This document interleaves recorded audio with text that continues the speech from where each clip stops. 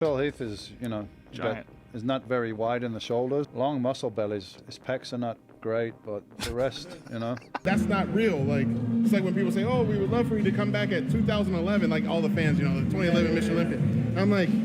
About how heavily Phil Heath was breathing during the comparison round of the Olympia. And this is why I think that Phil Heath really lost the Olympia. Over the years, we've seen elite bodybuilders in big competitions such as Mr. Olympia show up with a bubble gut on stage. When we take a look at the last decade's worth of Olympia lineups, we'll notice that competitors' biceps and delts aren't the only body parts getting bigger. Their guts are too.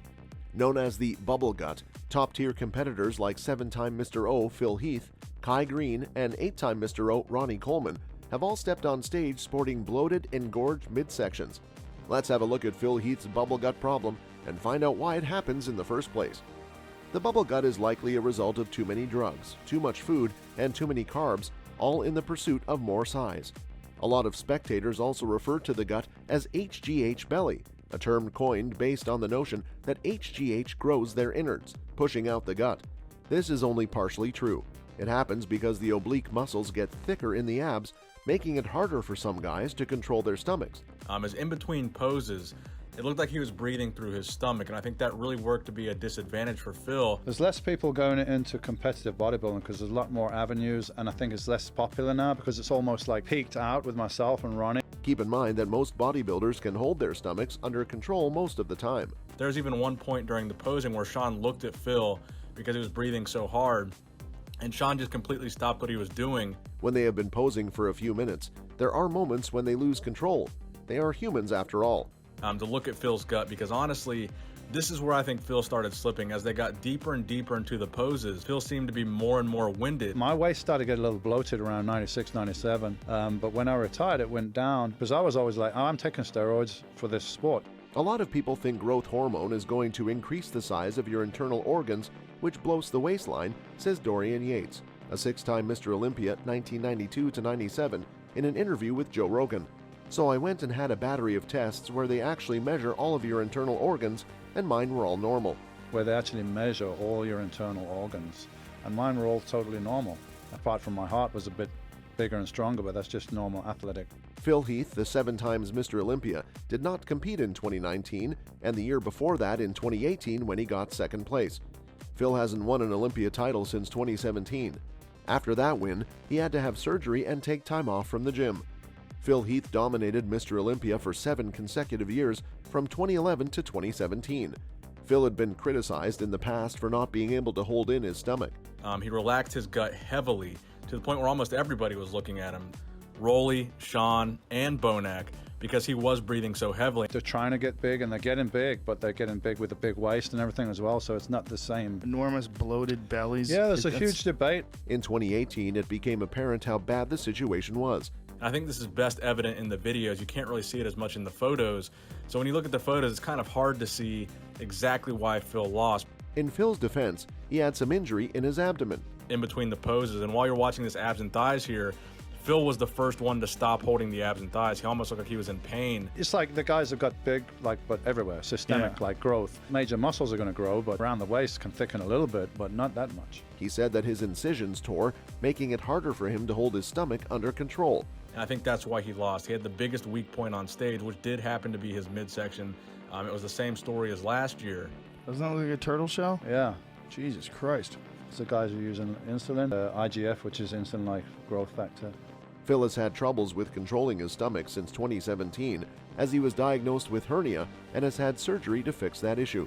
When I'm not competing, I'm going to take them. So a lot of people think growth hormone is going to increase the size of your internal organs, and that's why guys are getting bloated waistline. He says the hernia prevented blood flow to his organs, but still he was able to build a great physique with that major issue. Fat that's building up around the internal organs, or maybe it's just a lot of water in the intestines and it just bloats the waist out. Everyone failed to realize I was just injured.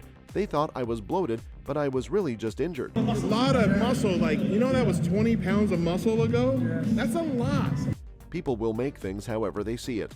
Yeah, if everybody could be a cartoon character and keep a 29-inch waist and be fucking this wide, they would. But that's not real.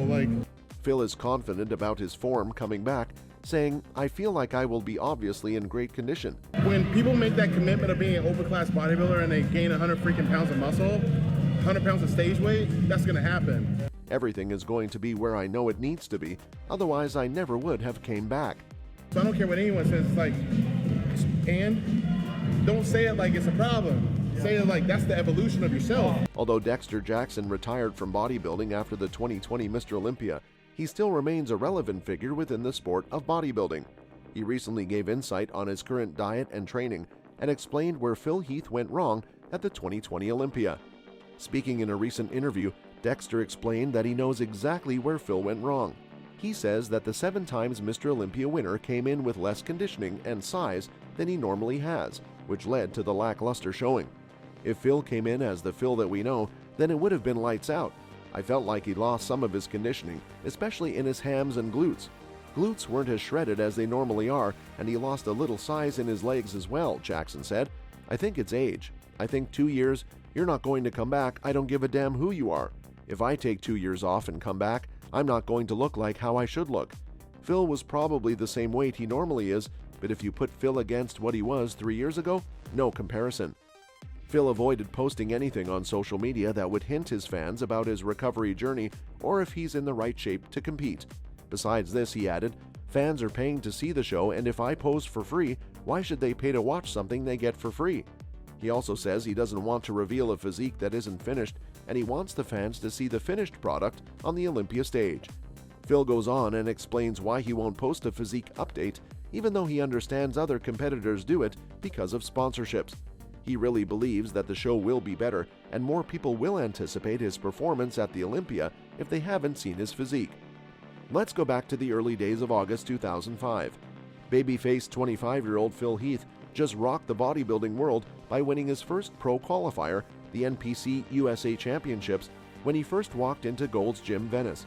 It was his first visit to the mecca of bodybuilding, and he was still a bit starry-eyed despite his own rapid rise to stardom. His astonishing muscular additions are evident everywhere, but the most valuable changes occurred to his shoulders. By dramatically expanding his deltoids, he widened his shoulders to the extent that few still spoke about his narrowness by the time he held the Sandow aloft at the 2011 Olympia. When I became pro, I was only 2 years into bodybuilding, so everyone was able to see every flaw that I had, structurally or whatnot, Heath says. Eventually, everyone has been able to see the progression. Every year, someone has said, he's not wide enough or whatever, and I've been able to shut them up just by training hard. I just stayed positive and maintained my focus.